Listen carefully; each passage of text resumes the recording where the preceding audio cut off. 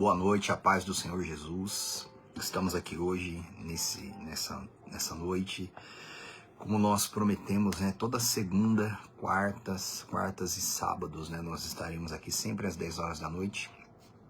A Vera diz que a gente vai fazer a live também na segunda, aliás, na terça, na quinta-feira, na sexta-feira também. Aí a gente sempre vai estar avisando durante o dia, tá ok? E hoje nós vamos dar continuidade, hoje é a parte 6 do nosso estudo, né? No estudo passado nós terminamos, né? Falando sobre a igreja do livro de Sardes, né? Falamos sobre a carta à igreja do livro de Sardes, onde o Senhor Jesus, ele disse, né? Ao vencedor, ele disse, ao vencedor, tens contudo em Sardes os que não contaminaram suas vestiduras e andarão de branco junto comigo, porque são dignas, né? Nós finalizamos aí na carta ao livro de Sardes e hoje a gente vai dar continuidade já aqui em Apocalipse capítulo 3, a partir do versículo 7, né? Onde o Senhor Jesus, ele escreveu uma carta à igreja em Filadélfia, né? E aqui em Apocalipse capítulo 3, aqui no versículo 7, a Bíblia diz assim, ó, preste bem atenção. Ao anjo da igreja em Filadélfia escreve: essas coisas diz o santo, o verdadeiro, aquele que tem a chave de Davi, que abre e ninguém fechará, e que fecha e ninguém abrirá. Aqui o Senhor Jesus, ele sempre está se revelando ao povo dele, aqueles que o buscam. Ali ele ditou ao apóstolo João e colocou dessa forma: estas coisas diz o santo, né? A palavra santo significa separado, né? Separado para Deus, o verdadeiro, né? O verdadeiro, aquele que é a própria verdade, né? E uma coisa importante, ó, há uma frase sendo dita hoje muito aí fora, assim, ó, que a Bíblia não é a palavra de Deus, que ela contém a palavra de Deus. Você tem que tomar um cuidado gigantesco com isso. Toda a Bíblia Sagrada, ela é a palavra de Deus, ela não é que ela contém. Quando uma pessoa entende assim, que a Bíblia ela contém a palavra de Deus, ali já abre uma brecha gigantesca para a pessoa própria deturpar a palavra e não acreditar na palavra. Porque ali o próprio coração enganoso e a influência maligna vai dizer para aquela pessoa, ó, isso não é para você, mas aquilo é. Isso não é, isso aquilo é. Então nada disso, toda a palavra, toda a Bíblia Sagrada é a palavra de Deus, tá? O Senhor Jesus, ele é o verdadeiro, aquele que tem a chave de Davi, ó, que abre e ninguém fechará, e que fecha e ninguém abrirá. O Senhor Jesus, ele tem a chave de Davi. A chave de Davi representa todo o poder, toda a autoridade. Ele abre e ninguém fecha, e ele fecha e ninguém abre. Nós vimos aqui, acho que 2 estudos atrás, né, que o Senhor Jesus, ele tem as chaves da morte e ele tem as chaves do inferno. E aqui o Senhor Jesus, ele se coloca para nós como aquele que tem a chave de Davi. Eu quero ler, tem muitas passagens sobre isso na Bíblia, tá? Eu quero ler com você só uma, rapidinho, que está lá em Isaías, capítulo 22, tá? Está lá em Isaías, capítulo 22, acho que versículo 22 também. Isso. Diz assim, ó. Porei sobre o seu ombro a chave da casa de Davi. Ele abrirá e ninguém fechará. E ele fechará e ninguém abrirá. Gente, toda porta, para ela ser aberta, ela precisa de uma chave. Para ela ser fechada, ela também precisa de uma chave. O Senhor Jesus, ele tem a chave de Davi, ele tem todo o poder e toda a autoridade para abrir e fechar a porta do céu, do inferno, de tudo. Todo o poder e autoridade está em Cristo, está com Cristo. Chave de Davi é todo o poder, ele é o rei dos reis, ele é aquele que governa, né? Poderosamente acima de tudo, acima de homem, acima de todo o poder, principado, acima de qualquer situação, o Senhor Jesus, ele governa. E quero deixar também aqui um parênteses aqui dentro dessa mensagem, ó. Depois você pesquisa na internet, assim, coloca lá chave hermenêutica, né? Chave hermenêutica é a visão com que a gente olha para a palavra de Deus. Um exemplo, ó. Existem várias chaves hermenêuticas. Existe a chave da fé, ou seja, a pessoa pode ler a Bíblia só com os olhos da fé. Existe a chave da prosperidade, a pessoa ela pode ler a Bíblia só procurando prosperidade. Existe a chave do amor, a pessoa pode ler a Bíblia só com os olhos do amor. Existe a chave do juízo, a pessoa pode ler a Bíblia só com os olhos de juízo, tal, condenação e tudo mais. Existe a chave da justiça, existem várias chaves. Agora, Jesus Cristo, ele é a chave hermenêutica perfeita, ele contém todas, ele é perfeito, ele é pleno. O apóstolo Paulo, ele era fariseu, e ele era mestre da lei. A palavra fariseu significa mestre, né? Mestre da lei, ele conhecia toda a lei de Deus no Antigo Testamento. E o apóstolo Paulo, quando ele foi convertido a Jesus, a Deus, ele passou de 12 a 14 anos. Se você comprar uma boa Bíblia de estudo, vai explicar isso para você. Ele passou de 12 a 14 anos estudando, antes de sair fazendo a obra, ele passou de 12 a 14 anos estudando tudo. Pegando tudo desde o começo, repassando tudo que ele já tinha aprendido ali. Só que agora, ele estava olhando para todos os ensinamentos através da chave hermenêutica perfeita que era Jesus Cristo. Então agora ele não era mais aquele homem duro que saía matando, perseguindo os cristãos, porque Paulo fazia isso porque ele achava que ele estava cumprindo a lei de Deus. Então agora o apóstolo Paulo pegou tudo que ele tinha aprendido desde menino e ele começou a reler e estudar tudo. Só com a chave perfeita que é Jesus, com os olhos do amor, da paz, da fé, da prosperidade, de tudo. Todas as chaves estão em uma só, que é o Senhor Jesus, tá? Então se você jogar lá no Google depois, chave hermenêutica, aí vai dar uma explicação bem bacana lá para você. E é super interessante é super importante a gente estudar a Bíblia e aprender sobre isso. A palavra de Deus, para ela ser desvendada, ela precisa de ferramentas, e assim é o livro de Apocalipse também, né? A gente vai falar muito a esse respeito quando a gente adentrar ali a partir do capítulo 6 de Apocalipse, tá? Agora, versículo 8, ó. Jesus Cristo, ele fala assim: conheço as tuas obras, eis que tenho posto diante de ti uma porta aberta, a qual ninguém pode fechar. Mais uma vez o Senhor Jesus falou para a igreja dele, como já falou para outras: eu conheço as tuas obras. Ele conhece tudo. Não dá para esconder absolutamente nada. Conheço. Sejam boas ou sejam más. E ele falou para a igreja, e tudo isso serve para nós hoje, tá? Ele falou para aquele povo e serve para nós: eu tenho posto diante de vocês uma porta aberta, a qual ninguém pode fechar. Uma porta aberta é a oportunidade da pessoa entrar no reino de Deus. A oportunidade. A oportunidade da pessoa é o convite ao reino de Deus, a fazer parte do plano de Deus, da vontade de Deus, né? Entrar com uma porta aberta, essa porta aberta ela está diante de nós. Cumpre a cada um de nós entrarmos. A palavra de Deus, gente, ela é a porta do reino dos céus. É uma porta. O Senhor Jesus fala mesmo lá em João capítulo 10, né? Ele fala que ele é a porta do aprisco. Aquele que entrar por ele, entrará e sairá e achará pastagem, né? Então o Senhor Jesus, ele é a porta. Essa porta está aberta, a qual ninguém pode fechar. Ninguém pode, gente.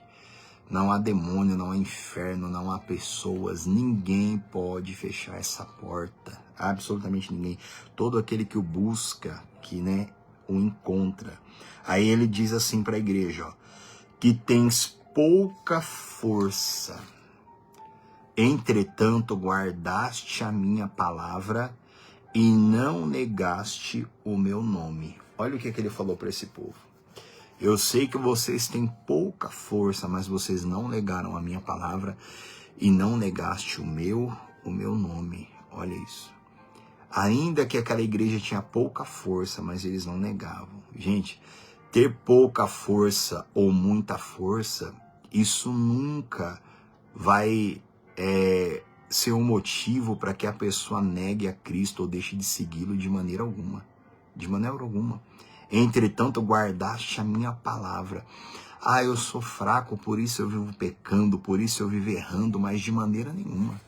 Ainda que uma pessoa ela tenha pouca força, ela pode ser uma pessoa completamente plena de Cristo. Porque ele socorre, ele vê a fidelidade, ele vê a sinceridade do coração. Ele fala assim: guardaste a minha palavra e não negaste o meu nome. Olha isso. Negar o nome de Deus é o Senhor, o nome do Senhor que é santo. Negar o nome de Deus, gente, é com a maneira que vive, tá? Não é só com as palavras, não. A pessoa fala, a partir de hoje eu nego a Jesus, não. Negar o nome de Cristo é com a maneira que vive, é retrocedendo a fé. É abandonando a comunhão, a santidade, se entregar à natureza carnal, né, pecaminosa, caída de todo ser humano. E aí essa igreja, esse povo, eles não faziam isso. Jesus falou para eles, eu conheço, vocês têm pouca força, mas vocês não negaram meu nome. Gente, o Senhor Jesus, ele conhece todo o povo dele. Ele conhece. E muitas vezes é no momento de maior fraqueza nossa, é onde a gente mais é fortalecido, onde a gente mais tem comunhão e a gente tem intimidade com Deus, né? Versículo 9. Eis que farei que alguns dos que são da sinagoga de Satanás, que nós já vimos isso, né? Desses que a si mesmos se declaram judeus e não são, mas mentem. Eis que os farei vir e prostrar-se aos teus pés e conhecer que eu te amei. Gente, dentro daquela igreja, muitas pessoas se declaravam que eram judeus, e eles não eram. O que isso quer dizer? Eles eram judeus de sangue, de nascimento. Mas quando eles falavam que eles declaravam judeus, é que eles eram filhos de Deus, é que eles eram servos de Deus. E eles não eram coisa nenhuma, né? Eles negavam o próprio Cristo. E o próprio Senhor Jesus falou que esse povo, alguns que são da sinagoga de Satanás, nós já vimos isso aqui antes, né, nos outros estudos. Quando uma pessoa ela nega a autoridade, o governo da palavra de Cristo sobre ela, ela passa a ser sinagoga de Satanás, usada pelo mal, ser prostrada, né, possuída por todo tipo de mal. Só que o Senhor Jesus fala para o povo fiel dessa igreja, eu farei vir e prostrar-se aos teus pés e conhecer que eu te amei. Gente, a pior coisa que existe para uma pessoa é ser soberba. O soberbo, ele resiste a Cristo, ele resiste à palavra.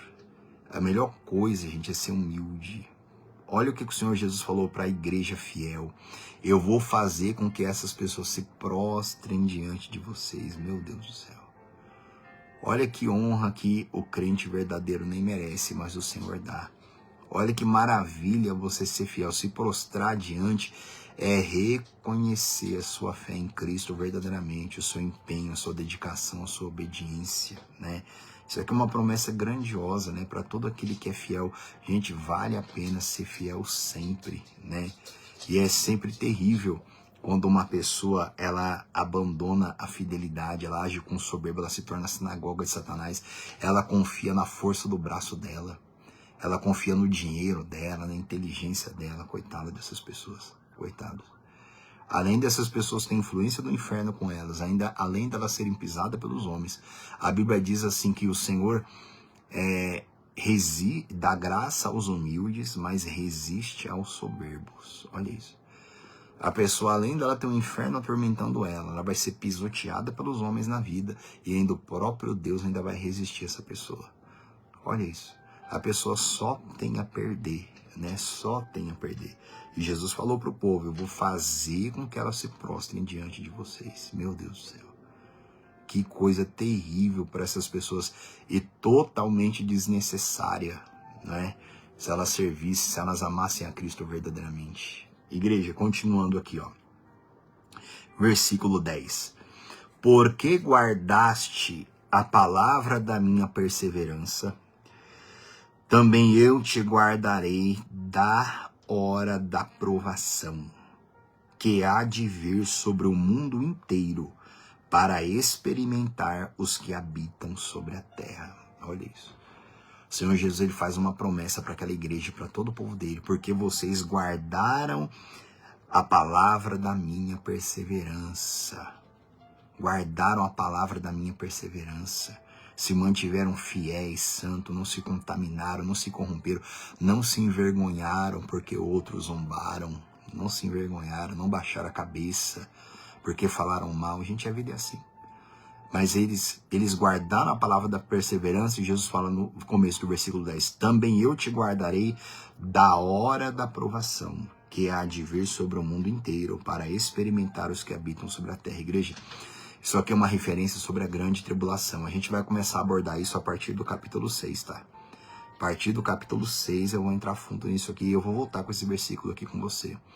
Isso aqui é uma promessa onde os pré-tribulacionistas, eles acreditam que isso aqui é uma promessa do Senhor Jesus de tirar o povo fiel, a igreja fiel da terra antes de começar a grande tribulação, que vai ser um período de 7 anos, que a gente vai ver isso a partir do capítulo 6, tá? Existem os pré-tribulacionistas que acreditam que a igreja vai ser arrebatada antes da grande tribulação. Existem aqueles que acreditam que a igreja vai ser arrebatada em meio aos 7 anos da grande tribulação. E existem também os pós-tribulacionistas que acreditam que a igreja só vai ser arrebatada no final, que a igreja vai passar por toda a grande tribulação. Eu não vou abordar isso com você agora. A gente vai abordar isso a partir do capítulo 6, tá? Mas aqui é uma promessa que eu creio nisso sim. O Senhor Jesus falou para a igreja: eu te guardarei da hora da provação que há de vir sobre o mundo inteiro, para experimentar os que habitam sobre a terra. Durante muito tempo, a igreja de Cristo ela passou por tribulações. A igreja primitiva passou, em partes isoladas do mundo, ela passou por tribulações. Agora a grande tribulação ela vai vir sobre o mundo todo, para experimentar os que habitam sobre a terra. Grande tribulação é juízo de Deus, né? A gente vai ver isso mais para frente. Só que há essa promessa: eu te guardarei da hora da provação, da hora. Ou seja, não é em meio à hora ou dentro da hora, é da hora. Quando a hora vier da tribulação, o Senhor Jesus prometeu que vai guardar a igreja dessa hora, vai guardar, né? A gente vai atentar isso mais para frente. Versículo 11. Aí Jesus Cristo fala: venho sem demora, conserva o que tens, para que ninguém tome a tua coroa.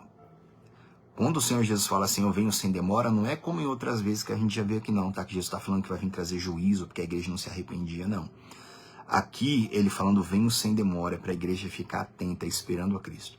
O Senhor Jesus, ele volta de duas formas. Ele vai voltar um dia, ele vai arrebatar a igreja dele, dessa terra.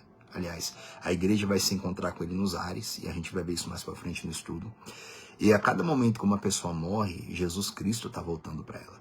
Quando ele fala, ele vem sem demora, isso também diz respeito ao que a gente não sabe a hora que ele vai vir para nós, que ele vai vir para nos buscar, né? O crente que é salvo.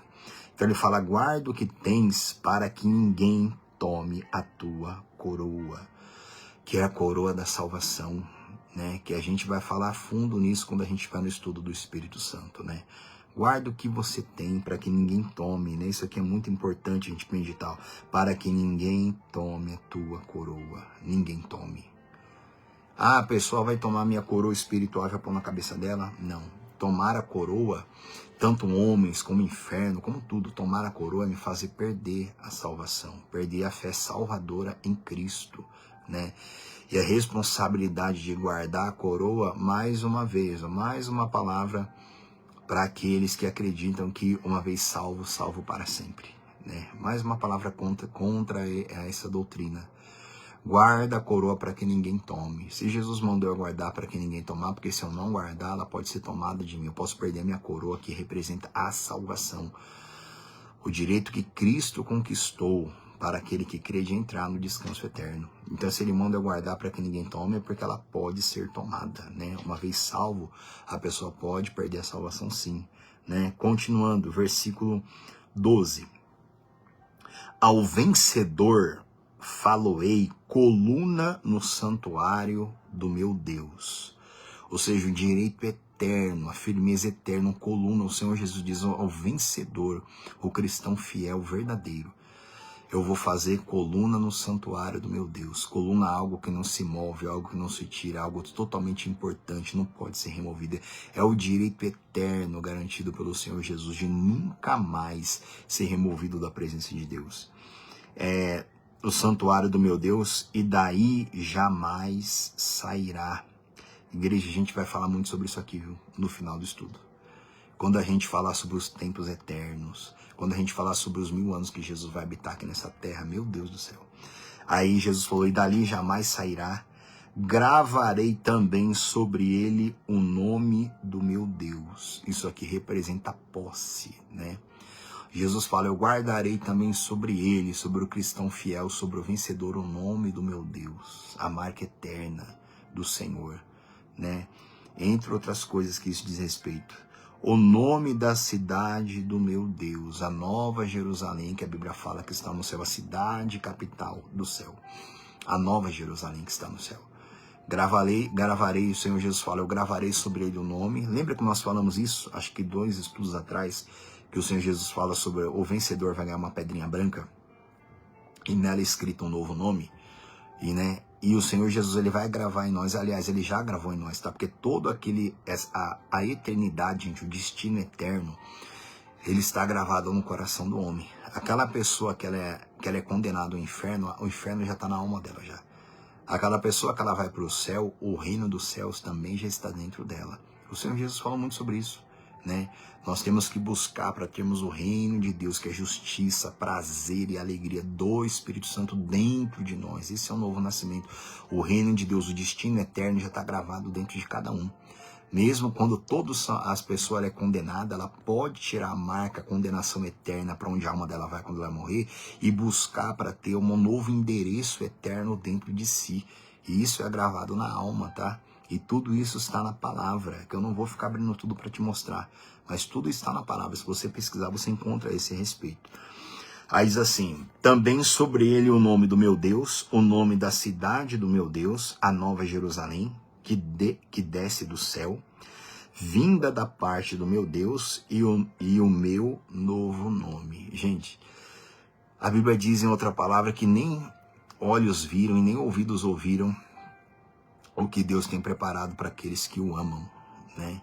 Então são coisas maravilhosas. O Senhor Jesus ele vai ter um novo nome, que isso aqui, meu Deus do céu, ele vai ter um novo nome que vai ser revelado para todos os salvos na eternidade, né? Continuando, versículo 13. Aí Jesus termina, quem tem ouvidos ouça o que o Espírito Santo, que é o Espírito com letra maiúscula, diz às igrejas, né? Sempre terminando dessa forma, quem tem ouvidos para ouvir ouça o que o Espírito diz às igrejas. Se eu não me engano, aqui o Senhor Jesus ele não fez nenhuma repreensão contra essa igreja, como ele fez com as outras, né? Ele falou sim que dentro daquela igreja tinha uns falsos, os que se diziam judeus e não eram, mas esses não eram crentes que eram para ser reprovados, que eram para ser repreendidos. Isso aqui já eram pessoas que nem cristãos podiam ser chamadas, eles eram mesmo sinagoga de Satanás. Então aqui ele fez várias promessas para esse povo e você tem que tomar essas promessas como para você, tá? Toda vez que você lê a Bíblia, você tem que tomar cada palavra como sendo para você. Porque esse povo de Laodiceia, eles não estão mais na terra. Agora quem está na terra somos nós. Agora, igreja, vamos entrar aqui na última carta de hoje, né? Na última carta do nosso estudo. Aí a partir de segunda-feira, a gente vai entrar no capítulo 4, na visão do trono de Deus, tá? Agora vamos finalizar, vamos para a última carta que está no versículo 14, né? Apocalipse capítulo 3, versículo 14. A Bíblia fala sobre a carta à igreja em Laodiceia. Diz assim, versículo 14. Ao anjo da igreja em Laodiceia escreve, essas coisas diz o Amém, a testemunha fiel e verdadeira, o princípio da criação de Deus. O Senhor Jesus, ele é o Amém, a certeza, aquele que aprova todas as coisas, aquele que toda a verdade e poder vem dele, né? O que assim seja, a testemunha fiel e verdadeira. Gente, nós falamos isso aqui antes, a gente tem que conhecer o Senhor Jesus. Ele é a testemunha fiel e verdadeira, ele não mente. Ele nunca vai mentir, por mais que ele ame alguém. Essa palavra tem 2 sentidos, né, para a humanidade, para nós. Ela pode ser algo terrível, terrível, para destruir se a pessoa viver no erro, se ela viver em pecado. Ou ela pode ser algo maravilhoso para aquele que está arrependido, para aquele que o busca de todo o coração. O Senhor Jesus, ele é testemunha fiel e verdadeira, gente. Imagina ele tendo um testemunho contra a minha vida. Imagina ele testemunhando contra a minha vida. Ou seja, não há arrependimento, não há mudança. Aí ele tem que testemunhar, sendo uma testemunha fiel e verdadeira. Olha isso. Agora imagina um coração arrependido e sincero diante dele. Não há inferno, não há homens, não há ninguém que possa condenar alguém quando o Senhor Jesus também testemunha a favor daquela pessoa. Então ele é testemunha fiel e verdadeira. O julgamento dele é todo que você tem que confiar e descansar, né? Aí ele fala, verso 15: conheço as tuas obras, que nem és frio nem quente. Quem dera fosses frio ou quente. Assim, porque és morno, e nem és quente nem frio, estou a ponto de vomitar-te da minha boca. Gente, essa igreja de Laodiceia aqui era a igreja inteira. Toda a igreja foi reprovada. Toda ela, não havia ninguém que se salvasse. Ninguém. Imagina isso. O Senhor Jesus falou para eles, verso 15: conheça as tuas obras, que nem és frio ou quente, quem dera fosses frio ou quente. Assim, porque és morno e nem és frio ou quente, estou a ponto de vomitar-te da minha boca. Gente, o Senhor Jesus, ele estava a ponto de vomitar aquela igreja da boca dele. A igreja de Laodiceia, ela vivia longe de qualquer fonte de água. Então toda a água que chegava em Laodiceia chegava por arqueduto. Se você comprar uma boa Bíblia de estudo, vai te explicar isso. Toda a água que chegava por arqueduto, que era feito por debaixo. Então a água de Laodiceia chegava uma água suja e morna, onde quem chegava naquela cidade ainda não estava acostumado, era beber aquela água suja e morna e vomitava. Então o Senhor Jesus, ele fala com a igreja, como você vai ver as outras características dela aqui, ele fala com a igreja de acordo sobre o alicerce que aquele povo estava. Quando você compra uma boa Bíblia de estudo, vai colocar para você lá, vai estar lá exemplo. Cada livro da Bíblia vai estar várias referências, vai estar lá vai estar lá autor e data, aí vai falar para você quem escreveu, a data que foi. Vai estar temas históricos e teológicos, aí vai explicar lá antes do livro, vai explicar tudo que aquele livro da Bíblia vai abordar. Aí vai estar lá para você também pano de fundo. Pano de fundo era o que estava acontecendo na época que aquela carta, aquele livro foi escrito. Então a igreja de Laodiceia, ela foi construída dessa forma. Chegava uma água morna e suja, uma água que causava vômito, causava ânsia. E o Senhor Jesus falou para aquele povo: quem dera vocês fosse frio ou quente. E porque é morno, eu estou a ponto de te vomitar da minha boca. Gente, a gente tem que tomar um cuidado muito grande com isso. Às vezes a pessoa fala assim, que Jesus falou, quem dera que fosse frio ou quente, né? O frio ou quente, ele ficava na boca dele. Agora o morno, ele vomita, ele lança fora. Ser frio, gente, não é ser frio com Deus, não, gente. Não é ser uma pessoa fria, não, relaxada na fé, não. A água fria, ela serve para matar a sede. A água quente, ela serve para fazer comida, ela ferve, ela é fervorosa, ela serve para fazer o alimento. Então ser frio não é ser uma pessoa relaxada com Deus, não, é muito pelo contrário. Ser frio é uma referência de água que Jesus está falando aqui, a água fria sacia a sede, e a quente, ela faz alimento. Agora a morna, ela não serve para nada, a não ser para causar vômito. Então, quando Jesus fala, quem dera vocês fossem frio ou quente, ou seja, quem dera vocês saciassem a minha sede, porque a primeira função do crente como uma água que nós somos é saciar a sede de Jesus, tá? E depois saciar a sede dos outros. Agora, ser quente também é ser fervoroso para com Deus. Fervoroso para com Ele, fervoroso para com a nossa fé, não esmorecer. Só que esse povo aqui, Jesus comparou eles com uma água morna, que eles tinham, era uma coisa que eles tinham familiaridade, porque eles sabiam o que Jesus estava falando, ele sabia. Jesus escreveu essa carta aqui, digitou para João, João mandou lá para o anjo, para o presbítero, para o pastor da igreja de Laodiceia, para ele ler para o povo da igreja lá. Então, quando Jesus usou essa figura de linguagem aqui, as pessoas já sabiam do que ele está falando. Porque aquele povo estava acostumado com uma água suja e morna, uma água que só causava vômito. E o Senhor Jesus falou assim, eu estou a ponto de vomitar vocês da minha boca, gente. Vomitar, imagina o Senhor Jesus vomitando uma pessoa da boca dele. A boca do Senhor é a palavra dele. A Bíblia Sagrada é a boca de Deus, é onde sai a palavra do Senhor. Vomitando da boca, eu costumo dizer isso, gente. Eu costumo dar sempre esse exemplo na igreja. Qualquer pessoa que vomita, ela nunca vai beber o próprio vômito dela de volta. Nunca vai beber. Ela pega que aquele vômito tem que ser jogado fora. Agora você imagina ao ponto do Senhor Jesus vomitar alguém da boca dele. Vomitar. A pessoa, ela se torna um próprio vômito. E o vômito, ele fede. O vômito, ele é repugnante. Não é? O vômito, todo mundo repugna o vômito, ele fede. Agora imagina uma pessoa se tornar assim para o próprio Senhor Jesus, a pessoa se tornar repugnante. Jesus está falando para aquele povo assim: vocês causam ânsia de vômito em mim, com a mornidão de vocês.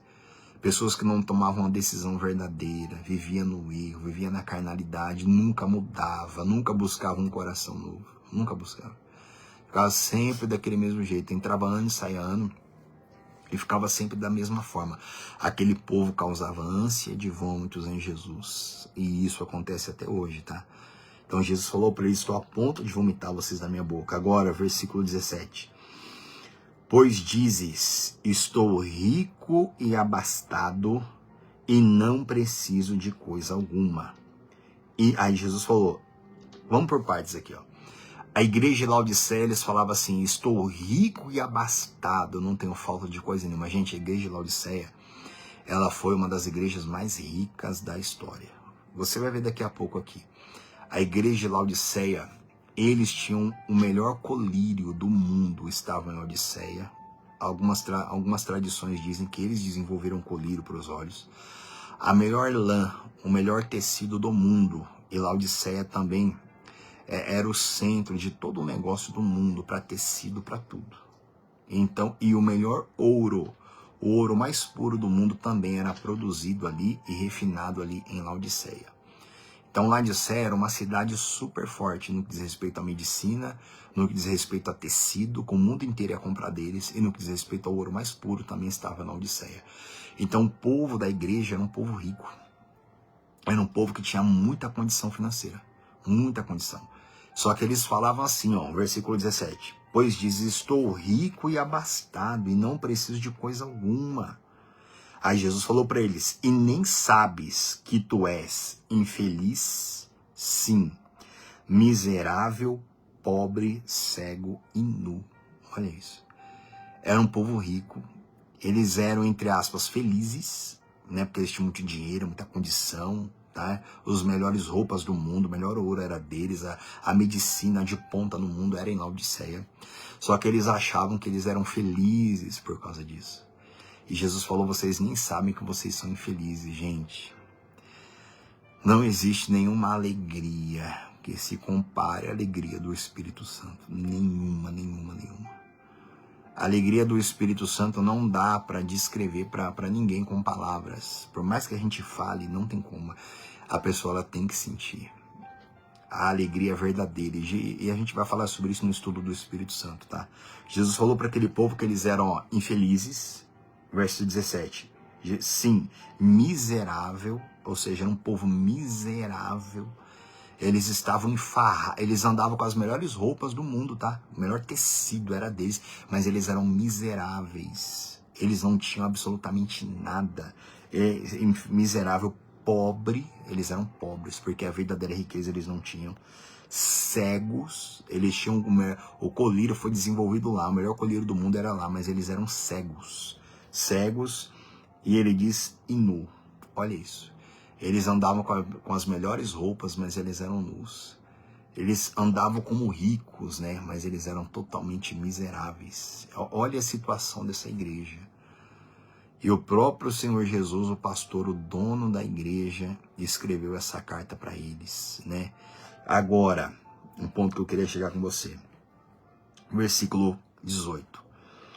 Aconselho-te que de mim compres ouro refinado pelo fogo para te enriqueceres, vestiduras brancas para te vestires, a fim de que não seja manifesta a vergonha da tua nudez, e colírio para ungires os olhos, a fim de que vejas. Olha isso.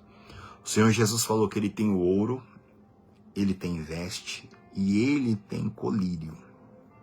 Ele tem essas três coisas, esses três materiais, ele tem. Para a nossa vida espiritual e para todas as coisas. Lembra que era um povo que o melhor ouro eles tinham colírio e eles se gabavam disso. E eles tinham também as melhores vestes, a melhor lã do mundo era de Laodiceia. Então eles tinham tudo do bom e do melhor. Só que o Senhor Jesus falou, aconselho que vocês vejam de mim, eu tenho tudo isso para que vocês... vamos ler de novo, versículo 18. Aconselho-te que de mim compres o ouro refinado pelo fogo para te enriqueceres, vestiduras brancas para te vestires, né, que é uma vestidura espiritual, a fim de que não seja vista a vergonha da tua nudez, e colírio para ungires os olhos, a fim de que vejas. Gente, o Senhor Jesus, ele tem o verdadeiro ouro, a verdadeira riqueza espiritual, ele tem o ouro para te enriqueceres. Gente, tem uma palavra, tem várias, né? Mas tem uma palavra aqui em Mateus que o Senhor Jesus fala assim, não ajuntem tesouro, né, na terra, mas acumulem tesouro, onde o ladrão não rouba, nem a traça, nem a ferrugem corrói. Jesus mandou a gente juntar tesouro no céu. Tem uma outra palavra também que o Senhor Jesus, ele fala assim, acho que é daquele homem, né, que ele teve a melhor colheita da vida dele, ele achou que ele estava rico e abastado, e Jesus falou para ele, louco, nessa mesma noite você vai morrer. Aliás, te pedirão a tua alma, né, e o que você tem, para quem é preparado. Aí Jesus termina falando assim é todo aquele que entesoura para si, mas não é rico para com Deus. A gente tem que ajuntar riqueza, a gente tem que ser rico para com Deus. Não adianta ter a melhor roupa, ser cheio de dinheiro. Não adianta ter toda a medicina à sua disposição se você é infeliz, miserável, pobre, cego e nu. Não adianta absolutamente nada. A verdadeira riqueza, ela está com Deus e a gente tem que juntar tesouro no céu. Agora, o Senhor Jesus falou que ele tem ouro, vestes, que é a pureza e a santidade, ser limpo verdadeiramente, né? É bacana andar com boas roupas, com certeza, mas você tem que entender que os olhos que tem que olhar a gente são os olhos espirituais, que são os de Deus. Quando Deus olha para a humanidade, ele não vê a roupa que você está vestido. Quem vê é o homem, que pode te elogiar ou não. Mas quando Deus olha para nós, ele vê se a gente está vestido com as vestes dele ou se a gente está nu, absolutamente sem nada, sendo vista a vergonha da nossa nudez, ou seja, da nossa natureza humana, caída, pecaminosa, né, e que aborrece tanto a Deus. E ele tem o colírio, ele tem essas três coisas. Agora tem que abordar um ponto importante com você aqui, Ele tem essas três coisas para dar ou para vender, hein? Vocês que estão assistindo aqui, a dona Beisa Maria, a missionária Jéssica, minha esposa, está assistindo, o seu Júlio, dona Maria dos Anjos, Solange, e várias pessoas aqui que estão assistindo. A dona Alice, a Cléo Oliveira, entre o dona Lisete, hein? O Senhor Jesus, ele tem o colírio, o ouro e a veste. Todo mundo aí. Ele tem isso para dar ou para vender, gente? Hein? Digita aí para tomar água aqui. Ele tem isso para dar ou para vender? Dona Maria, a senhora não vale não, dona Maria. A senhora já tá sabendo já. A maioria das pessoas, quando eu prego isso aqui pela primeira vez, a pessoa fala, ele tem para dar. É para dar não, gente. Ele tem tudo isso para vender. Não é para dar. Vamos analisar aqui, versículo 18. Aconselho-te que de mim, o que, gente? Compres. Aconselho que de mim compre o que? O ouro, veste e colírio. Compres. O ouro de Cristo, a verdadeira riqueza, ela não é dada, ela é comprada. Há vestes de salvação, vestes brancas, como no estudo do Espírito Santo, a gente vai abordar a fundo sobre vestir e revestir, viu? A gente tem que se vestir espiritualmente para a gente poder estar limpo diante de Deus. E a gente tem que se revestir. Revestimento é para guerra, é para luta espiritual, tá?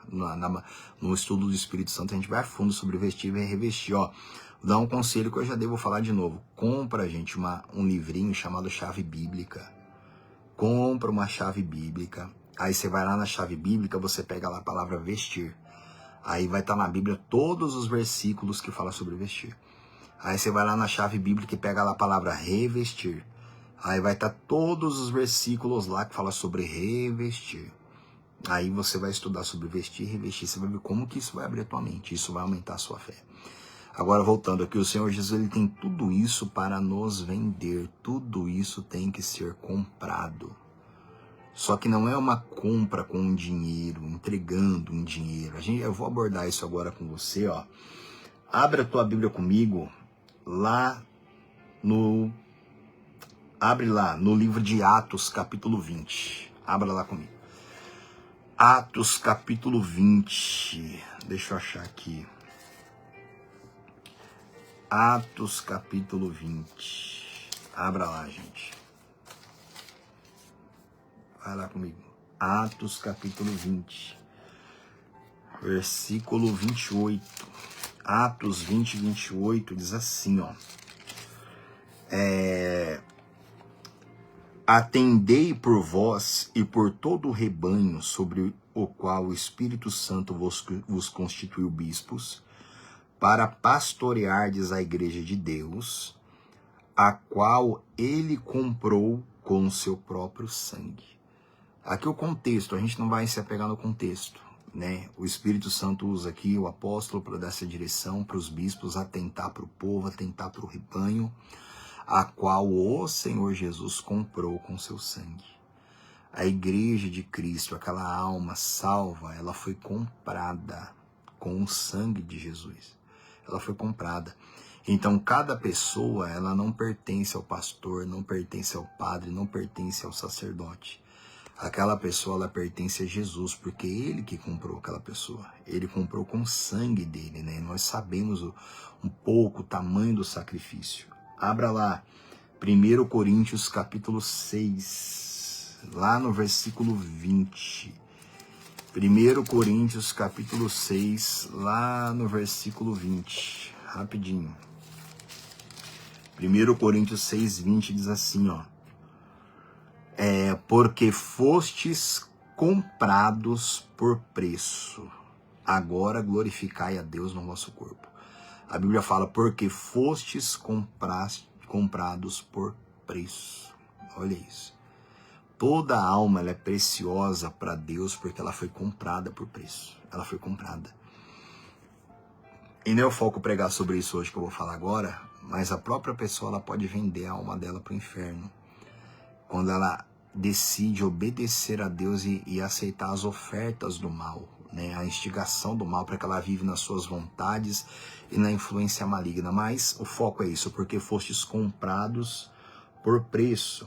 Abre aí também 1 Coríntios capítulo 7, versículo 23. Tá pertinho aí, ó.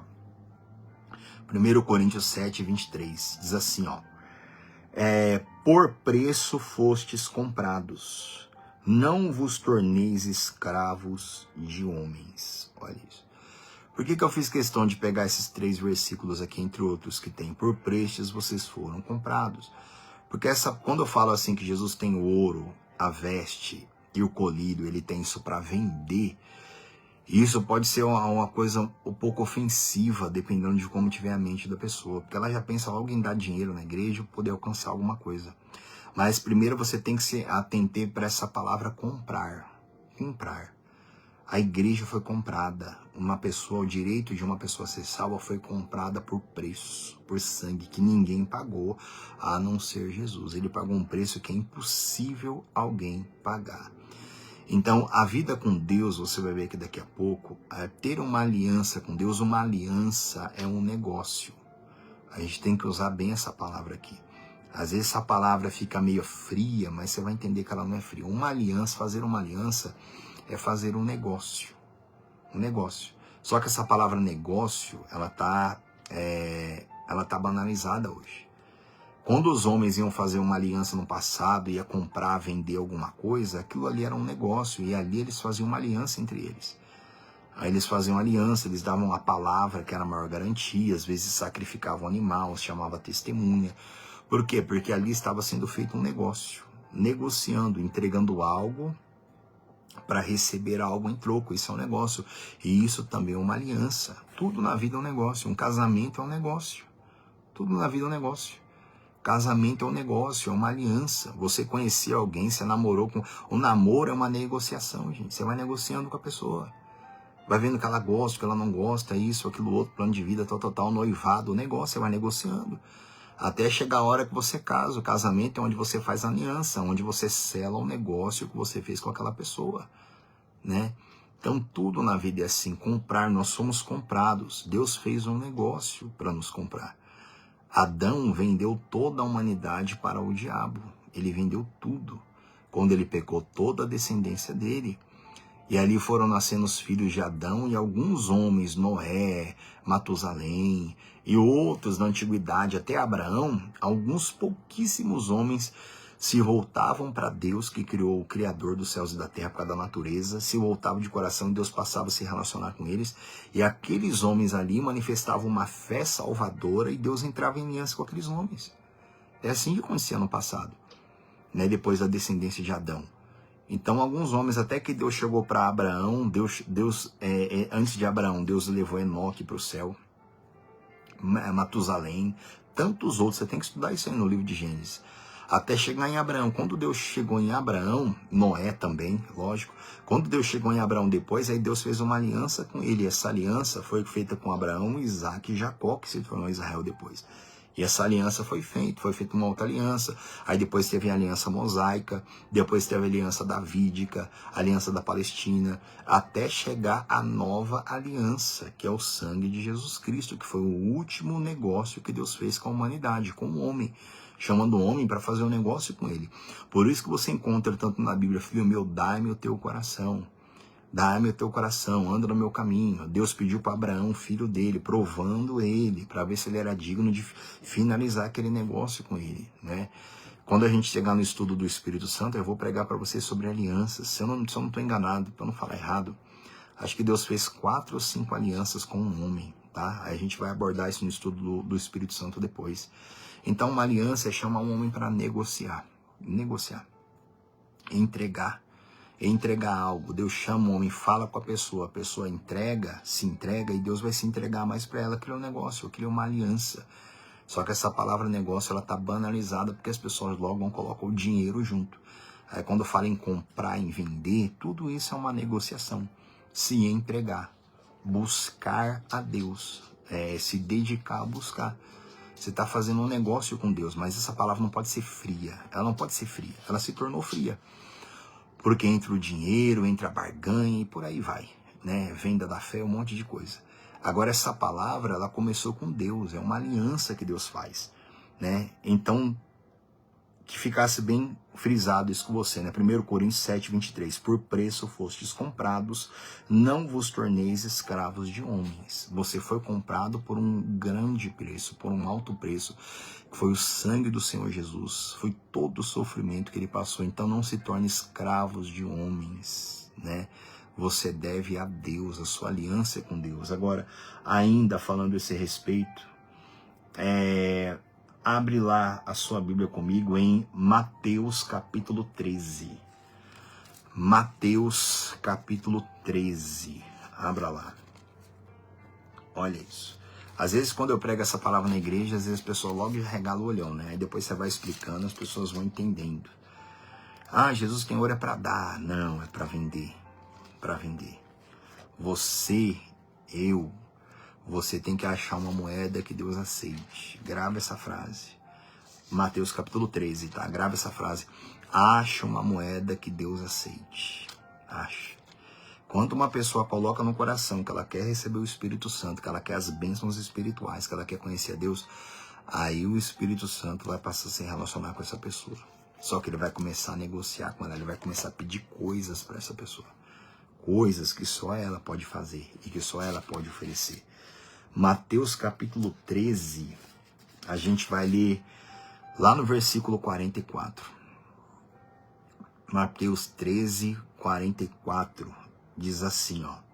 O Senhor Jesus fala assim: o reino dos céus é semelhante a um tesouro oculto no campo, o qual certo homem, tendo achado, escondeu, e transbordante de alegria, vai, vende tudo o que tem e compra aquele campo. Aqui é a parábola do tesouro escondido. O Senhor Jesus falou que o reino dos céus é semelhante a um tesouro que está oculto no campo. Oculto. Um tesouro. que é encontrar Jesus verdadeiramente. Se você ler no livro de Atos, se você ler nos evangelhos, você vai ver que várias vezes muitas pessoas creram em Jesus, você vai ver isso. Mas as pessoas se afastaram envergonhadas porque eles eram conhecidos, eles não tiveram coragem de vender tudo que eles tinham para comprar aquele campo. Então o Senhor Jesus, ele é um tesouro, o reino dos céus é um tesouro que está escondido no campo. E Jesus, ele usa essa linguagem, o qual certo homem encontrando, certo homem tendo achado, o escondeu. Quando uma pessoa ela acha o verdadeiro tesouro, a verdadeira salvação, Jesus, ele falando nesse sentido, o homem ele esconde aquele campo, quer dizer, ele esconde para que ninguém tome dele, ele tem aquilo como a coisa mais preciosa da vida dele. Aí ele faz o quê?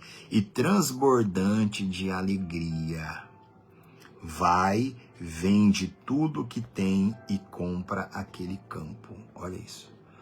O reino dos céus, ele tem que ser comprado, você tem que comprar. Para você comprar, para eu comprar, eu tenho que vender tudo que eu tenho. Só que para eu vender tudo que eu tenho, eu só consigo fazer isso se eu estiver transbordante de alegria. Enquanto uma pessoa estiver triste, ela nunca vai conseguir vender. Para eu comprar o campo, eu tenho que ter condição. E para eu ter condição de comprar aquele campo, eu tenho que vender o que eu tenho.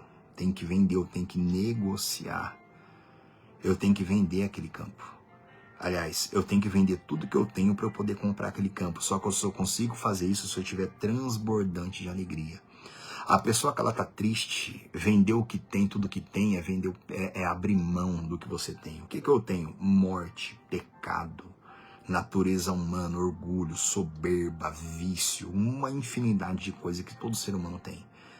Vender tudo que tem, eu só consigo largar essas coisas se eu estiver transbordante de alegria, porque quem está triste não consegue mudar de vida, não consegue comprar o reino porque não tem condição de comprar. Por quê? Porque não vende, porque é uma fé sem obras, e a fé sem obras ela é morta, e algo morto não compra nada.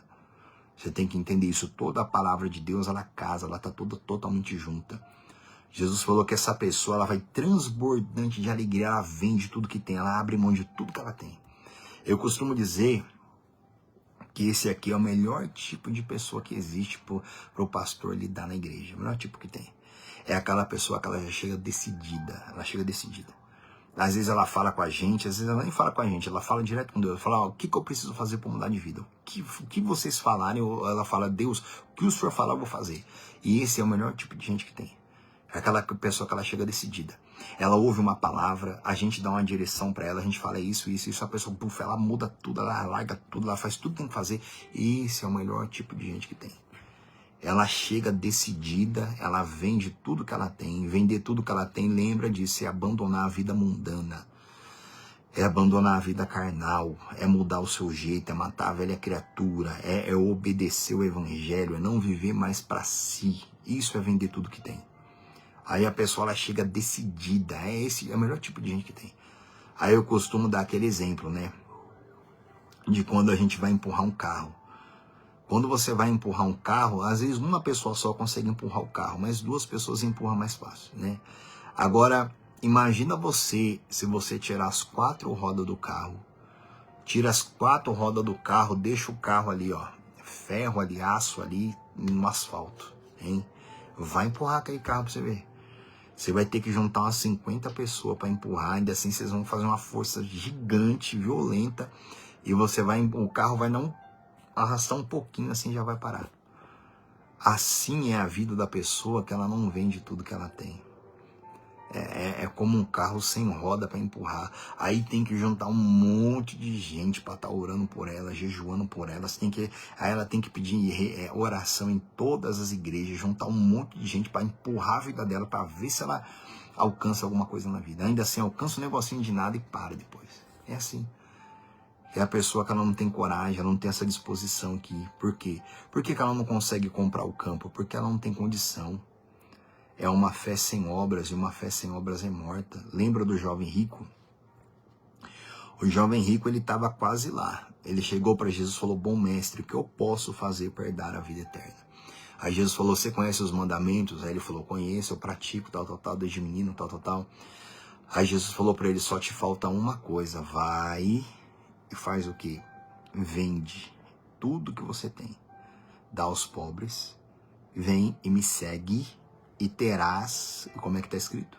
E terás um tesouro no céu. Só você pesquisar na sua Bíblia, o jovem rico, um rapaz que chegou para Jesus, Jesus usou todas essas palavras, tá? Vai, vende o que você tem, Jesus provou ele, dá aos pobres e você terá e vem e me segue e terás um tesouro no céu. Olha isso, era um jovem rico na terra, mas no céu ele era como? Ele era pobre, ele era miserável aos olhos de Deus. Lembra que Jesus falou para a igreja lá que eles eram miseráveis? Eles eram pobres e miseráveis? Aquele jovem rico, ele tinha uma riqueza tremenda na terra aqui, mas para com Deus ele era miserável e ele era pobre. Ele não tinha nada para com Deus. Aí Jesus falou para ele, vende o que você tem, dá aos pobres, vem e me segue, aí você vai ter um tesouro no céu. Olha isso. E só que ele aceitou, você conhece a palavra, a Bíblia diz que ele saiu contrariado, ele saiu bravo, porque ele era dono de muitas coisas. Aí Jesus falou, dificilmente vai entrar um rico no reino do céu, ou aquele que tem riquezas. Agora, rico não é só aquele que tem dinheiro, não. O rico é aquele que tem riqueza. Tem gente que o vício dela é a riqueza dela, o ódio dela é a riqueza dela, a mágoa dela é a riqueza dela. Entendeu? O rico é tudo aquilo que a pessoa não abre mão. Não quer dizer só dinheiro, não. E não precisa entregar todo o dinheiro para entrar no céu, não é isso, não. É tudo aquilo que a pessoa tem um coração naquilo ali. Tem gente que não abandona, tem gente que morre, mas não abre mão da vida sentimental dela. Meu Deus do céu. A pessoa que se separa e vai casar de novo, e separa e vai casar de novo, e não sabe ficar sozinho, não sabe consagrar a vida sentimental para Deus. Como é que quer ser abençoado? Toda hora fica tomando decisão errada na vida, só quebra a cara. Por quê? Porque não sabe entregar para Deus para ser restituído para ela depois, não sabe abrir mão. Qualquer coisa na vida que você queira que Deus te dê, você tem que entregar para Ele primeiro, tá? Isso aqui é uma lei no mundo espiritual. Se você não entregar para Deus, Ele não entrega para você restaurado. Você vai ficar com você definhando na sua mão. Definhando. É gente, como eu costumo dizer, é gente ruim de negócio. Tem gente que é ruim de negócio. Não sabe negociar com Deus. Não sabe entregar. Não sabe amar a Deus. Ama a família, ama filho, ama todo mundo. E com Deus é uma pessoa fria. Gente ruim de negócio. Ruim de negócio. Só sabe buscar Deus quando precisa de alguma coisa. Ama um monte de coisa, mas não ama a palavra, não ama a Deus. Fica o dia inteiro assistindo um monte de série. Aí quando chega na hora da palavra, não, é 2 minutos, é 1 minuto. Essa semana eu estava meditando esse respeito de musculação, né? Para uma pessoa crescer o músculo dela para valer, ela tem que fazer muita força. Ela tem que exigir muita força, ela tem que se alimentar muito bem. Ela tem que forçar o corpo dela entender que aquela parte do corpo dela é necessária, é exigido muita pressão ali. Então o que o organismo vai fazer? O organismo vai pegar proteína e vai acumular mais para que aquele músculo cresça, porque ali ele está sempre sendo exigido. É assim que acontece o crescimento muscular. Das pernas, do braço, qualquer coisa que a pessoa queira que exercitar para crescer, ela tem que fazer muita força para poder crescer. E eu fazendo um paralelo, essa semana eu estava meditando nisso, assim é a vida espiritual, gente. Assim é a vida espiritual. Como que eu quero ser rico espiritualmente, forte espiritualmente, cheio de alegria, de paz, de fé, de poder de Deus, se eu não me exercito espiritualmente? Como? É impossível, é impossível, é impossível. Para a fé crescer, ela tem que ser exercitada. Para você ter as virtudes, os dons, os frutos do Espírito Santo, você tem que exercitar tudo isso em você, tudo para poder crescer. Agora, se a pessoa não é uma pessoa de oração, de palavra, de jejum, de estudo, de nada, como é que ela vai crescer na graça, na fé? É impossível, irmão. Vai ser sempre uma pessoa fraca espiritualmente, pobre de alegria, pobre de paz, pobre de fé, pobre de tudo. Porque não exercita nada, né? Gente ruim de negócio, não sabe negociar com Deus. Aí Jesus falou, né? Mateus capítulo 13, né? Verso 44, que nós já lemos. Agora, olha o versículo 45. Mateus 13, 45. O reino dos céus é também semelhante a um que negocia e procura boas pérolas. E tendo achado uma pérola de grande valor, vende tudo o que possui e a compra. Olha isso. Jesus falou, o reino dos céus é também semelhante a um, que tendo achado uma pérola de grande valor, ele vai, vende tudo o que possui e a compra. O reino dos céus é uma pérola de grande valor, que quando uma pessoa acha aquela pérola, ela vende tudo que ela tem e ela compra aquela pérola. A vida com Deus, o Espírito Santo, o reino dos céus tem que ser uma pérola aos seus olhos. Não pode ser qualquer coisa. Não pode ser uma cura para o teu filho, não pode ser uma vida financeira melhor. Como a gente leu aqui no verso 44, né? O homem que acha um tesouro oculto no campo. Ele achou o tesouro oculto no campo. E o que ele fez? Ele tirou o tesouro do campo? Não, não dá. O que ele fez? Ele comprou todo o campo. Você tem que entender isso. Não dá para tirar Deus da palavra, não dá para tirar o Espírito Santo da palavra, não dá para tirar a alegria da palavra, não dá para tirar a paz, separar a paz da palavra. Ah, eu vou ter paz mais longe da palavra, é impossível. Não dá para tirar o tesouro do campo. Tem que comprar o campo todo. Tem que comprar o campo todo. Não dá para ser feliz separado da palavra, da unção, da revelação, da obediência. Ah, vou ser muito forte espiritualmente, mas não é de Bíblia, obedecer, sacrificar, isso não é comigo não, mas tenho muita fé em Deus comigo, é impossível, irmão, é impossível.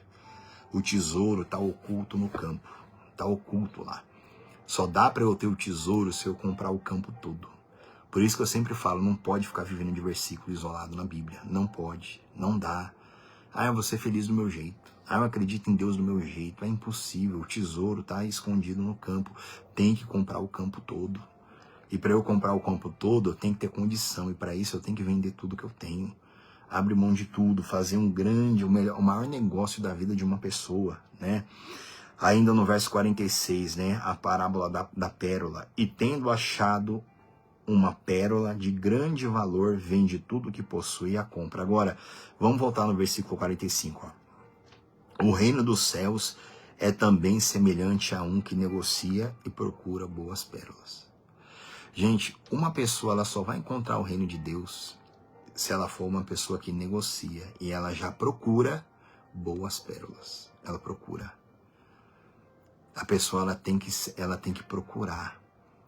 Ela tem que desejar ter boas pérolas na vida, ter aquilo que é de Deus na vida dela. É uma pessoa que ela negocia, ela entende isso na vida, que nada é dado. Você tem que entender que o dar de Deus, gente, é dar pra gente condição de você ir lá e conquistar aquilo que Ele promete. Uma pessoa, ela já negocia e tendo achado uma pérola de grande valor, vende tudo que possui e a compra. Comprar de quem? De Jesus. É dele que você tem que comprar. Comprar de quem? É do Deus Pai. E quando você se interessa a buscar Deus de todo o coração, Ele manda para você um agente. Ele manda para você um agente. O Deus Pai, Jesus, Ele olha para você e para mim, Ele manda para a gente um agente. Quem é esse agente? O Espírito Santo. Aí o Espírito Santo vai começar a se relacionar com você. Aí você vai passar a ouvir a voz dele. Aí você vai passar a ser dirigido por Ele, porque Ele vai começar a negociar com você. Aí quanto mais você vai, ele vai começando a pedir coisas que só você vai poder entregar, só você vai poder fazer. Então, gente, acha uma moeda que Deus aceite. Chama a atenção de Deus, sacrifica coisas para Deus, sacrifica. Abra mão de coisas para Deus. O jejum é uma forma de sacrifício, de obediência. Você tirar da tua carne aquilo que ela gosta. Quando uma pessoa põe no coração, eu quero receber o Espírito Santo, eu quero a alegria, eu quero a vida de Deus em mim, pronto, se você tiver isso em você, Deus vai mandar um agente para vir negociar com você. Ele vai mandar, esse agente vai começar a negociar. Ele vai começar a falar com você, ele vai começar a te pedir coisas e a sua carne vai começar a sentir dor. Sua carne vai começar a sentir dor. Só que aí você só vai conseguir vender tudo que você tem se você estiver transbordante de alegria. Ou seja, se você focar no reino dos céus e na pessoa do Senhor Jesus, Ele for o maior alvo da sua vida. É assim que acontece. Caso contrário, a pessoa não quer o reino de Deus, ela não quer negociar, ela não quer fazer aliança, ela não quer fazer negócio com Deus, mas ela quer receber bênção. Aí eu costumo dizer que essas pessoas vão ser como mendigos. Mendigos. Eles vão ficar comendo restos. Vão ficar, é igual aquele carro sem roda, vai ter que pedir oração para todo mundo para ver se alcança alguma coisa. Junta um monte de gente para ver se abre uma porta de emprego. Junta um monte de gente para orar para ver se sai a dor do corpo. Um monte de gente. Por quê? Porque não conseguiu ainda não fez o maior negócio da vida, que é receber o reino, né? Vamos finalizar aqui, gente. Quer ver? Abre lá em Provérbios, capítulo 7. Provérbios, capítulo 7. Eu acho que eu vou ler só mais essa referência, aí eu paro por hoje, tá? Provérbios. Aí na segunda-feira a gente finaliza aqui a carta à igreja de Laodiceia. Vamos lá rapidinho, vamos ver até onde a gente chega. Provérbios capítulo 4, desculpa. Provérbios capítulo 4, lá no versículo 7. Provérbios 4, lá no versículo 7, diz assim, ó. O princípio da sabedoria ó, adquire a sabedoria. Sim. Com tudo que possuis, adquire o entendimento. Olha isso. O princípio da sabedoria, resumidamente, o que é sabedoria? A capacidade de evitar o mal. Sabedoria é você construir as coisas lá na frente. O princípio da sabedoria é adquire a sabedoria. Adquire. E depois, e com tudo que possui, adquire o entendimento. Com tudo que você possui, você tem que adquirir a sabedoria. Com tudo que você possui, toda a sua força. O seu tempo, todo o seu amor, toda a sua alegria. Gente, eu falava isso acho que essa semana na igreja. A pessoa vai para uma festa, ela se alegra. A pessoa vai comprar um eletrodoméstico, ela vai feliz. A pessoa vai comprar um carro, ela vai feliz. Ela vai passear, ela vai feliz. Ela vai assistir um jogo, ela vai feliz. Ela vai na casa dos parentes, ela vai feliz. Ela faz tudo isso aí com alegria. Aí chega na hora de ler a Bíblia com tristeza. Chega na hora de orar com tristeza. Chega na hora de ir para a igreja com tristeza, irmão, você não vai fazer negócio nenhum com Deus. Você vai sair de mão vazia. Sai de mão vazia. A gente tem que tomar cuidado com isso, viu? Tudo que o inferno quer é que tudo que a gente faça para Deus, a gente faça com tristeza. Tudo, tudo, tudo. Você tá achando que Deus é um robô? Que ele não tem sentimento? Que ele aceita tudo de qualquer jeito? Mas de jeito nenhum, gente. De jeito nenhum. Entre tantas palavras, Jesus falou, na medida que você mede, você vai ser medido. Se para minha família eu vou todo feliz, pai para praia eu vou alegre, pai para um casamento eu vou alegre, pai para uma festa eu vou alegre, um monte de coisa eu vou alegre. Assistir televisão é alegria, né? Chega na hora da novela é aquela alegria, chega na hora de assistir o filme é aquela alegria. Aí na hora de ler a Bíblia é aquela tristeza. Pode esquecer. Na hora de orar, é tristeza na oração. Na hora de ir para a igreja, é tristeza na oração. O rei Davi não falou isso? Acho que foi ele, né? Alegrei-me quando me disseram, lembra? Vamos à casa do Senhor. O rei Davi falou isso, alegrei-me quando me disseram. Vamos à casa do Senhor, ele já se alegrou. Olha isso. E às vezes para muita gente é o contrário, é só motivo de tristeza. Pode esquecer, irmão. Para fazer negócio com Deus tem que ser com alegria. Para comprar o reino, para comprar o ouro, para comprar veste, para comprar colírio. Tudo isso Jesus tem, mas você tem que ter o que comprar. E para isso você tem que vender tudo que você tem. Abre mão de tudo que você tem. Mais uma vez, não é o dinheiro que você dá na igreja. Não é o dinheiro. Dinheiro a gente tem que ser fiel no nosso dízimo, a 10ª. Dá a sua oferta com alegria para pagar todas as contas da igreja. Agora, comprar e vender tudo que tem é a sua alma, é o seu corpo, é a sua obediência. Vender, arrancar, abrir mão da soberba, orgulho, vaidade, luxúria, lascívia, vício, preguiça espiritual, desânimo espiritual, aborrecimento espiritual. Não, a partir de hoje eu vou me alegrar, vou ter bom ânimo, vender o desânimo, jogar tudo fora. Isso é vender tudo que tem. Aí quando a pessoa obedece e pratica, aí ela vai ter obras. Aí ela vai ter obras de fé com Deus, ela vai conseguir comprar, né? E a Bíblia fala, adquire tudo que você tem, com tudo que você tem. Provérbios capítulo 23. Vai um pouquinho para frente aí. Provérbios capítulo 23, versículo também 23. Provérbios 23, 23. A Bíblia diz assim, ó. Compra a verdade e não a vendas. Compra a sabedoria, a instrução e o entendimento. Olha isso. Compra a verdade, compra. E não a vendas. Não venda ela por nada. Não venda a verdade por nada. A palavra de Deus eu tenho que comprá-la. Eu tenho que comprar a verdade com a obediência. Lembra o que Jesus falou? Quem quiser vir após mim, tome a sua cruz. Dia a dia, negue-se a si mesmo e siga-me. Isso é comprar. Comprar a verdade. Verdade é Cristo, verdade é a palavra. Seguir. Primeira coisa, negue-se a si. Eu não posso me permitir, eu não posso fazer o que eu quero, o que eu bem entendo, o que eu sinto. Não importa se meu coração está triste, eu vou me alegrar. É que eu não vou abrir tudo com você. A Bíblia diz que você tem que mandar no seu coração. Ah, eu tô triste, eu vou triste. Não, eu vou me alegrar. Não tem esse negócio. Ah, eu tô fraco. Não, eu tô forte agora em nome de Jesus. Pronto, e acabou. Não tem esse negócio de, o que eu sinto, meu coração sente. Não, aqui o espírito, que é a mente, tem que mandar no que você sente. Tem que mandar no seu coração. Não ao contrário. Verso 23.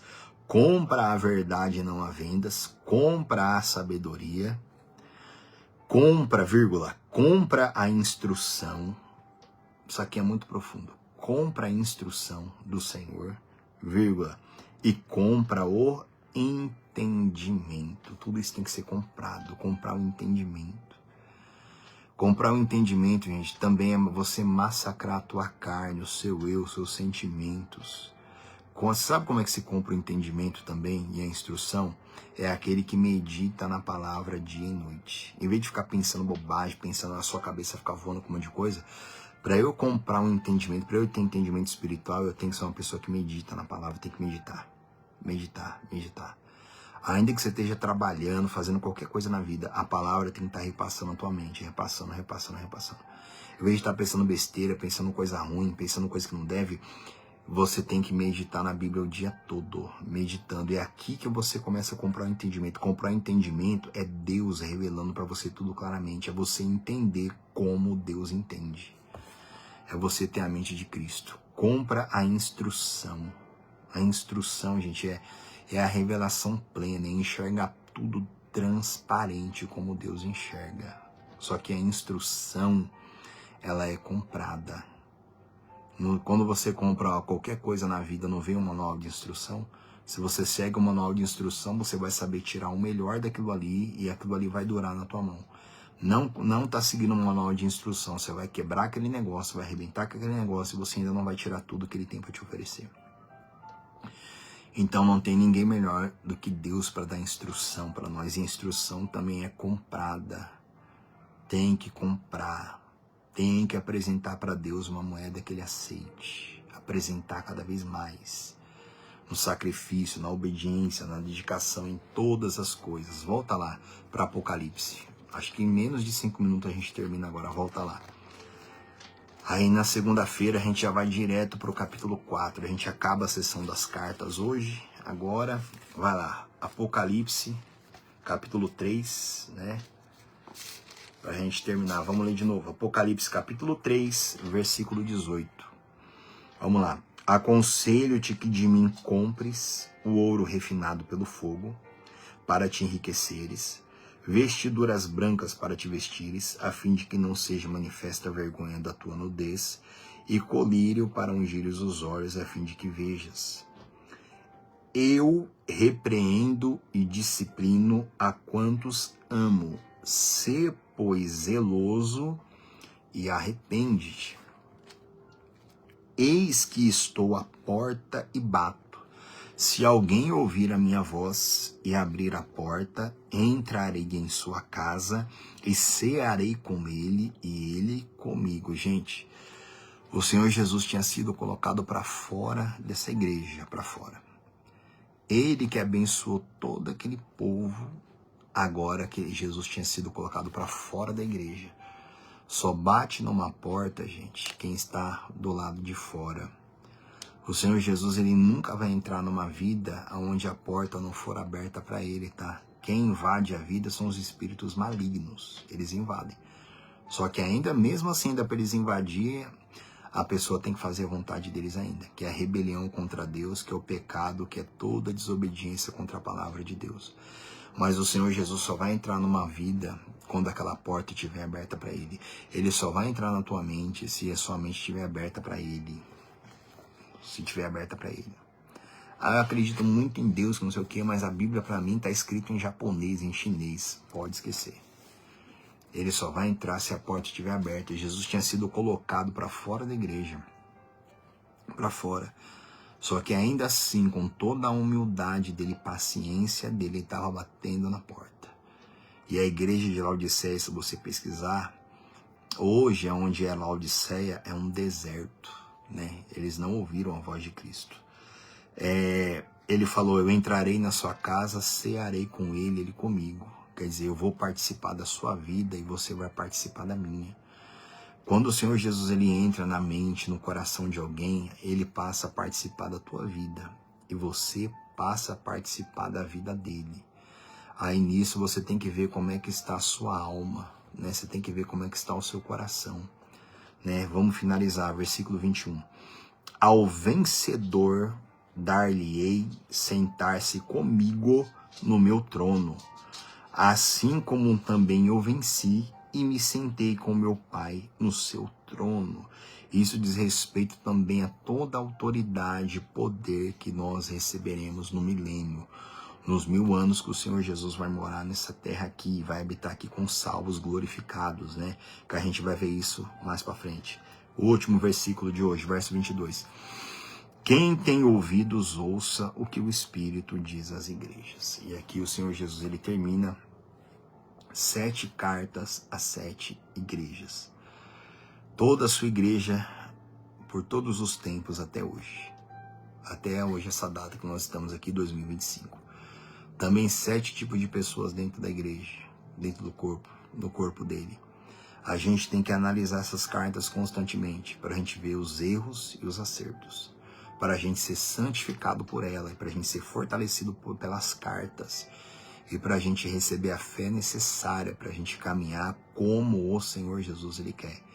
E também para a gente ter temor e entender quem ele é, tá? Então espere em Deus que tenha ficado claro para você, tá? Pega a chave bíblica, vê lá a palavra comprar, vê lá a palavra vender. Você vai ver todos os versículos. Estuda, comprar, vender. Estuda sobre a aliança. Vai estudando. Estuda, veja como que Deus negociou com todos, desde Noé até João. Vê como Deus negociou. Vê como ele chamou, como ele falou. Como o jovem rico virou as costas, não quis uma aliança, não quis um negócio com Deus.